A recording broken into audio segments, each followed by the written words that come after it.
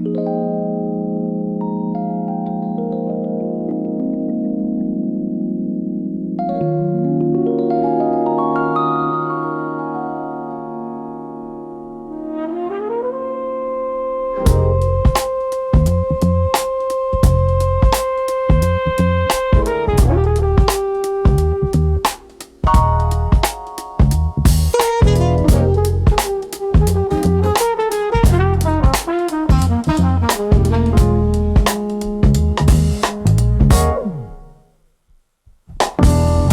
日スーパーに行きました。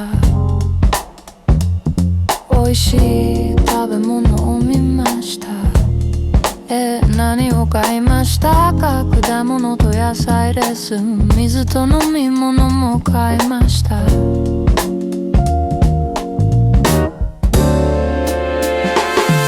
物何が好きですか？リンゴがとても好きです。野菜と果物買いました。リンゴとみかんとバナナ、砂糖と塩もあります。美味しいご飯を作ります。